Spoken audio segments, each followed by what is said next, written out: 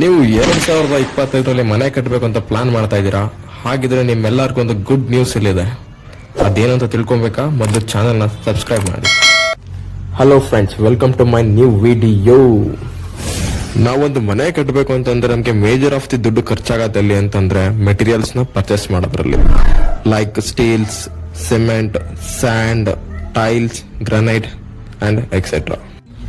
ನಾವು ಯಾರನ್ನೇ ಮನೆ ಕಟ್ಟಿರೋರ್ನ ಕೇಳಿದ್ರು ಅವ್ರು ಹೇಳೋದು ಒಂದೇ ಮಾತು, ಇಷ್ಟು ಲಕ್ಷ ಖರ್ಚಾಯ್ತು, ಅಷ್ಟು ಲಕ್ಷ ಖರ್ಚಾಯ್ತು, ಅಂದ್ಕೊಂಡೋಗಿನ್ನ ಜಾಸ್ತಿ ಖರ್ಚಾಯ್ತು ಅಂತ. ಬಟ್ ನಾವು ಇಮ್ಯಾಜಿನ್ ಮಾಡಿ, ಅದರಲ್ಲಿ ಒಂದಿಷ್ಟು ಪರ್ಸೆಂಟ್ ನಮಗೆ ಕಮ್ಮಿ ಆಗುತ್ತೆ ಖರ್ಚು ಅಂತಂದ್ರೆ ಎಷ್ಟು ಚೆನ್ನಾಗಿರುತ್ತೆ ಅಂತ. ರೀಸೆಂಟ್ಲಿ ನಮ್ಮ ಸೆಂಟ್ರಲ್ ಗವರ್ನಮೆಂಟ್ GST 2.0 ತಂದಿರೋದ್ರಿಂದ ನಮಗೆ ಮನೆ ಕಟ್ಟೋ ಹಣದಲ್ಲಿ ಸ್ವಲ್ಪ ಉಳಿತಾಯನ ಮಾಡ್ಬೋದು. ಅದು ಯಾವ ರೀತಿ ಅಂತ ಹೇಳ್ತೀನಿ ನೋಡಿ. ಅಂದ್ರೆ ನಮ್ಮ ಓವರ್ ಆಲ್ ಮೆಟೀರಿಯಲ್ಸ್ ಇರುತ್ತಲ್ಲ, ಮನೆ ಕಟ್ಟೋದಕ್ಕೆ ಯೂಸ್ ಮಾಡ್ತಾವಲ್ಲ, ಆ ಮೆಟೀರಿಯಲ್ಸ್ ಮೇಲೆ 3ರಿಂದ 4% ರೇಟ್ ರೆಡ್ಯೂಸ್ ಆಗಿದೆ. ಫಾರ್ ಎಕ್ಸಾಂಪಲ್, ಸಿಮೆಂಟ್ ಇರ್ಬೋದು, ಮಾರ್ಬಲ್ ಇರ್ಬೋದು, ಗ್ರನೈಟ್ ಇರ್ಬೋದು. ಹಳೆ GST ಪ್ರಕಾರ ಅವ್ರಿಗೆ 28% ಟ್ಯಾಕ್ಸ್ ಇತ್ತು. As per new GST rule it's down to 18%.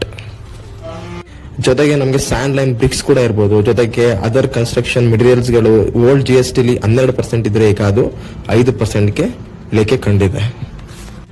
ಅಂದ್ರೆ ನೀವೊಂದು 50 ಲಕ್ಷದ ಮನೆ ಕಟ್ತೀವಿ ಅಂತಂದ್ರೆ ಅದ್ರಲ್ಲಿ ನೀವು 2ರಿಂದ 3 ಲಕ್ಷ ಉಳಿತಾಯ ಮಾಡ್ಬೋದು ಈ GST 2.0 ಇಂದ. ನೀವು ಒಂದು 50 ಲಕ್ಷಕ್ಕೆ ಮನೆ ಕಟ್ಟಬೇಕು ಅಂತಂದ್ರೆ ಈ ಹೊಸದಾಗಿ ಬಂದಿರೋದು ಈ GST 2.0 ಇಂದ ನೀವು ಅದರಲ್ಲಿ ಒಂದು 2ರಿಂದ 3% ಅಮೌಂಟ್ ಆದ್ರೂ ನೀವು ಉಳಿಸಬಹುದು. ಅಂದ್ರೆ ಇಷ್ಟು ದಿನ ಮನೆ ಕಟ್ಟೋದಕ್ಕೆ ಎಷ್ಟು ಖರ್ಚಾಗ್ತಾ ಇತ್ತು ಅದಕ್ಕಿಂತ ಸ್ವಲ್ಪ ಬೆಲೆ ನಮ್ಗೆ ಕಮ್ಮಿ ಆಗುತ್ತೆ ಎಲ್ಲ ಮೆಟೀರಿಯಲ್ಸ್ ಮೇಲೂ. ಸೊ ಫ್ರೆಂಡ್ಸ್, ನೋಡಿದಲ್ಲ, ಇದಿಷ್ಟು ಈ ವಿಡಿಯೋದಲ್ಲಿ ಮಾಹಿತಿ ಆಗಿತ್ತು. ಇಫ್ ಇನ್ ಕೇಸ್ ಏನಾದ್ರು ನಿಮಗೆ ಎಲ್ಲಾ ಮೆಟೀರಿಯಲ್ಸ್ ಮೇಲೆ, ಅಂದ್ರೆ ಪ್ರತಿಯೊಂದು ಮೆಟೀರಿಯಲ್ ಮೇಲೆ ಎಷ್ಟೆಷ್ಟು ಉಳಿತಾಯ ನಾವು ಮಾಡಬಹುದು ಅದ್ರ ಕ್ಯಾಲ್ಕುಲೇಷನ್ ನಮ್ಗೆ ಗೊತ್ತಾಗಬೇಕು ಅಂತ ಏನೋ ನಿಮ್ಗೆ ಅನ್ಸಿದ್ರೆ ಕಾಮೆಂಟ್ ಸೆಕ್ಷನ್ ಅಲ್ಲಿ ನೆಕ್ಸ್ಟ್ ವಿಡಿಯೋ ಅಂತ ಅಪ್ಲೋಡ್ ಮಾಡಿ. ನಾನು ಪಾರ್ಟ್ 2 ಕೂಡ ವಿತ್ ಕ್ಯಾಲ್ಕುಲೇಷನ್ ಅಪ್ಲೋಡ್ ಮಾಡ್ತೀನಿ.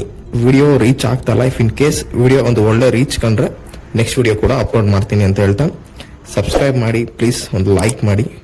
Thank you. Okay, by.